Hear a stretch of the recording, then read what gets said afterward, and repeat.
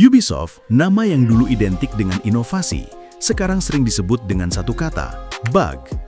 Dari simbol inovasi menjadi bahan lelucon industri. Tapi bagaimana bisa perusahaan yang dulu menciptakan kenangan terbaik gamer, kini justru kehilangan kepercayaan dunia? Tapi gimana caranya legenda sebesar ini berubah jadi bahan candaan di komunitas game?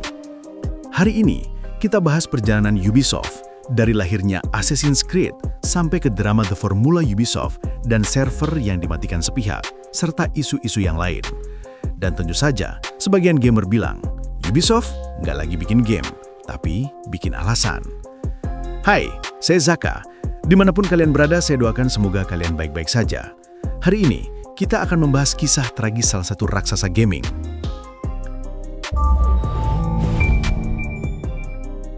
Tahun 1986, 5 bersaudara Guillemot mendirikan Ubisoft di Prancis. Awalnya cuma distributor kecil, tapi perlahan jadi pembuat dunia yang tak terlupakan. Ubisoft mulai dari game keluarga hingga maskot pertamanya, Rayman, 1995. Si karakter tanpa lengan dan kaki ini terjual triliunan rupiah. Sukses yang tidak sengaja, tapi jadi tonggak sejarah Ubisoft. Lalu dilanjut dengan Prince of Persia: The Sands of Time 2003, terjual 2 juta kopi atau sekitar 1,6 triliun rupiah. Dan datang Assassin's Creed 2 2009, masterpiece jati, 9 juta kopi, meraup 7,2 triliun rupiah. Belum cukup, Far Cry 3, Just Dance, Rainbow Six Siege, semuanya meledak. Just Dance bahkan totalnya lebih dari 80 juta kopi. Itu sekitar 64 triliun rupiah. Oh iya, di sini aku menggunakan kurs dolar saat ini. Waktu itu Ubisoft kayak Thanos, semua genre dia punya. Dan yang lebih menakutkan, hampir semuanya sukses. Lalu tibalah mereka di pinggir jurang. Kekecewaan fans, kerakusan, skandal, dan hilangnya kompas moral. Dan disinilah cerita mulai berubah arah. Watch Dogs 2014, trailernya kayak film Hollywood, tapi pas rilis, yah kayak film bajakan 240p aja.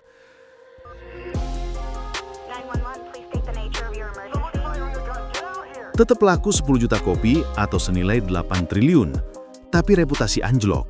Ubisoft waktu itu menjual mimpi next gen, tapi yang datang cuma downgrade dengan NPC lebih bodoh dari batu bata. Kemudian Assassin's Creed Unity 2014, ambisius, visualnya memakau, tapi bugs-nya lebih banyak dari NPC di Paris. Rilis rusak, reputasi rusak. Penjualan jatuh dari ekspektasi 10 juta, jadi sekitar 7 juta, atau sekitar 6 triliun. Tapi gamers lebih mengingat 700 juta meme bug karakter yang rusak. Dan sejak itu, setiap game Ubisoft mulai terasa sama. Mungkin Ubisoft mulai berpikir, yang penting tiap tahun rilis. Sayangnya, kuantitas naik, tapi kualitas turun. Dan yang lebih parah, mereka malah merasa selalu benar. Setelah puncak kejayaan, Ubisoft mulai sibuk bukan bikin dunia yang hidup, tapi membangun citra sosial.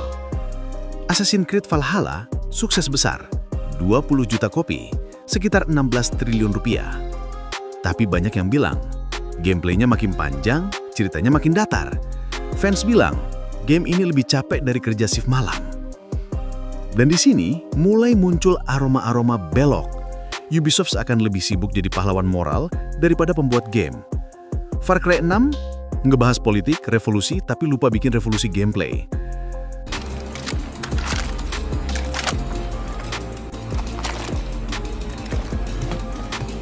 Setiap tahun mereka janji back to roots, tapi yang kita dapat cuma open world kosong dengan peta penuh icon dan misi yang sama. Atau dengan kata lain, game open world copy paste dengan tower climbing.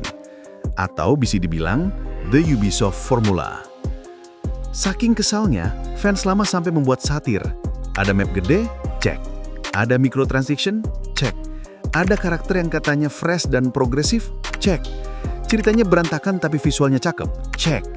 Selamat, kamu baru saja memainkan game Ubisoft tahun ini. Kadang-kadang, kesombongan lebih berbahaya daripada kegagalan. Ubisoft bilang seri terbaru Assassin's Creed bakal kembali ke akarnya. Tapi kalau akarnya itu microtransaction, ya selamat datang di masa depan yang suram. Mereka bukan bikin game baru, tapi kayak bikin template di Excel. tinggal ganti nama map dan warna musuh. Ubisoft kayak tukang fotokopi profesional. Bedanya, yang difotokopi bukan dokumen, tapi ide lama mereka sendiri. Awal tahun 2010-an, Ubisoft mulai melakukan microtransaction, atau bahasa halusnya, mulai rakus. Helix Credits, XP Boss berbayar meskipun single player, hingga DLC yang hanya kosmetik. Sampai membuat Ubisoft punya julukan baru, dari innovation menjadi invoice. Apa itu microtransaction? Itu adalah the Helix Tax, atau bayar untuk bermain cepat. Atau lebih gampangnya, sistem pembelian konten digital berbayar di dalam game, di luar harga dasar game itu sendiri.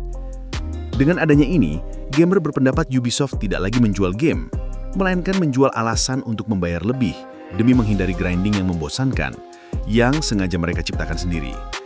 Dan ini masih berlanjut ke kontroversi, PHK, dan pengkhianatan kepemilikan. Kerakusan ini bahkan merambah ke internal. Pada tahun 2020, Ubisoft dihantam skandal serius. Laporan mengungkap budaya kerja toksik, pelecehan dan diskriminasi di manajemen tinggi. Skandal ini menunjukkan kerapuhan moral di balik layar game yang indah. Kekacauan microtransaction dan bugs belum cukup. Kerakusan Ubisoft juga menciptakan beban ekstra di komputer kita. Ubisoft Connect, yang dulu dikenal sebagai Uplay. Bagi fans, ini upaya Ubisoft untuk menyalurkan microtransaction. Fans pun menjulukinya penjara digital berlapis dua. Apa itu Ubisoft Connect? Itu adalah DRM di atas DRM. Bayangkan, kamu sudah beli game di Steam, tapi untuk memainkannya harus buka Steam, lalu Uplay, login lagi, nunggu patch kecil 10 mega, baru bisa bermain. Itu bukan launcher tambahan, itu formulir pajak digital. Ubisoft Connect adalah bukti nyata bahwa perusahaan lebih mementingkan kontrol dan uang daripada pengalaman bermain yang mulus. Dan di tengah semua itu, mereka mencoba NFT, Quartz Project, konsep digital ownership. Sayangnya gamers lebih milih ownership di tombol uninstall. Sampai akhirnya utang meningkat, nilai saham anjlok 80%, Ubisoft pun memangkas sumber daya manusia. PHK massal di berbagai studio. Ironi tragis, perusahaan yang berpindah dari inovasi ke obsesi invoice akhirnya memotong orang-orang yang jadi sumber inovasi itu sendiri. Lalu, The Crew 2 dijual cuma $1 karena The Crew 1 ditutup sepihak. Ubisoft, kami peduli pemain. Juga Ubisoft, matikan server. Bayangkan, kamu beli mobil sport mahal, lalu besok garasi kamu dikunci Ubisoft. Ya, itu perasaan pemain The Crew waktu servernya ditutup. Ubisoft berhasil menciptakan konsep baru, rental digital tanpa batas waktu, tapi berakhir tiba-tiba. The Crew 2 dijual cuma $1. $1,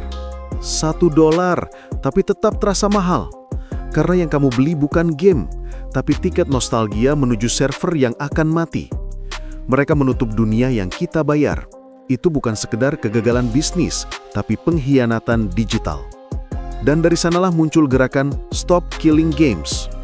Sekarang, nama Ubisoft sering identik dengan diskon 70% di Steam. Game baru mereka bukan lagi perbincangan, tapi pertanyaan. Berapa lama sampai masuk promo besar? The Crew Motorfest 2023, review bagus tapi penjualan lemah. Karena gamer sudah trauma, semua game balapan Ubisoft cepat ditinggal, cepat ditutup. Skull and Bones 2024, proyek 10 tahun, anggaran $200 juta, tapi hasilnya hanya 700.000 pemain 2 bulan pertama. Dan itu lebih kecil dari DLC Valhalla. Tapi di balik semua dosa itu, Ubisoft kadang bikin gagal yang indah. Beyond Good and Evil gagal total cuma 500.000 kopi, tapi disebut salah satu game paling berjiwa. Begitu juga Prince of Persia 2008. Terlalu lembut buat gamer hardcore, tapi terlalu cantik buat dilupakan. Kadang Ubisoft nggak sadar, mereka bikin kegagalan yang justru punya hati. Ironisnya, Ubisoft sering sukses kalau mereka tidak terlalu ngatur. Rainbow Six Siege awalnya flop, tapi komunitas yang menyelamatkan. Sekarang berapa? Lebih dari 80 juta pemain, pendapatan 20 triliun. For Honor juga sama. Sepi di awal, bangkit karena passion fans, bukan Ubisoft. Mungkin rahasianya sederhana. Kalau Ubisoft nggak ikut campur terlalu banyak, gamenya justru hidup. Apakah Ubisoft bisa menebus dosa masa lalu? Jawabannya, mungkin belum. Outlaws memberi harapan, tapi Shadows menunjukkan mereka masih belum mendengar. Apakah Ubisoft bisa menebus dosa masa lalu? Jawabannya, mungkin belum. Outlaws memberi harapan, tapi Shadows menunjukkan mereka masih belum mendengar. Ubisoft bilang mereka mendengarkan komunitas, tapi mungkin headsetnya masih di mode mute. Setiap kritik dijawab dengan, kami mendengarkan feedback, tapi hasilnya masih itu-itu aja. Dunia open world gede tapi kosong, NPC tanpa jiwa, dan microtransaction di mana-mana. Ubisoft bukan nggak bisa bikin game bagus, mereka cuma terlalu sombong buat dengerin siapapun. Apakah Ubisoft masih paham arti kata inovasi, atau sekarang cuma mengerti bahasa invoice? Lalu datang Star Wars Outlaws 2024. Dunia terbuka, cantik, hidup, nilai ulasan 76/100. Banyak yang bilang, akhirnya Ubisoft bikin game yang punya jiwa lagi. Tapi tetap, microtransaction mengintai di balik setiap speeder, setiap item tambahan yang bisa dibeli dengan uang sungguhan. Lalu Assassin's Creed Shadows 2025, Jepang yang akhirnya datang. Ubisoft akhirnya memenuhi impian fans, tapi sayangnya impian itu datang bersama mimpi muruk. Kerjasama kontroversial dan keputusan yang mematikan kepercayaan gamer. Ubisoft memang sampai ke Jepang, tapi bukan dengan semangat samurai, melainkan dengan drama Twitter. Pro kontra meledak karena pilihan karakter utama, ketidaksesuaian budaya, dan tentu unsur belok di dalamnya. Ubisoft bilang, kami ingin beragam. Fans jawab, kami cuma ingin game yang bagus. Fans sudah menunggu Assassin's Creed berlatar Jepang selama 1 dekade. Tapi begitu tiba, banyak yang merasa Ubisoft lebih sibuk menyenangkan media barat daripada menghormati sejarah timur. Fans ingin jadi samurai, tapi bukan dengan 600 ikon di peta, sejarah yang melenceng, dan microtransaction yang masih ada. Pertanyaannya, kapan terakhir kali Ubisoft benar-benar mendengarkan pemainnya? Ubisoft bilang mereka tidak dorong agenda apapun, tapi fans merasa, ini bukan Assassin's Creed yang dulu. Outlaws memberi harapan, tapi Shadows menunjukkan mereka masih buta arah. Ubisoft bukan lagi simbol inovasi, mereka simbol inkonsistensi dan monetisasi. Tapi kalau sejarah mengajarkan sesuatu, kadang perusahaan besar cuma butuh 1 game bagus untuk bangkit lagi. Apakah proyek ke depan akan mengubah segalanya? Entahlah. Pertanyaannya tetap sama. Kapan terakhir kali Ubisoft benar-benar mendengarkan pemainnya? Ubisoft bukan lagi perusahaan kreatif, mereka pabrik yang lupa caranya bikin karya. Ubisoft sadar mereka di ujung jurang, dan sekarang mereka sedang melompat. Entah untuk terbang atau jatuh lebih dalam. Mungkin bukan Ubisoft yang berubah, tapi kita yang berhenti percaya. Setiap perusahaan besar pernah jatuh, tapi hanya sedikit yang tahu cara jatuh dengan elegan. Ubisoft dulunya adalah mimpi setiap gamer. Sekarang, mereka jadi pelajaran mahal bagi semua developer. Jika kamu berhenti mendengarkan pemain, bahkan dunia open world seluas apapun, tak akan bisa menyelamatkanmu.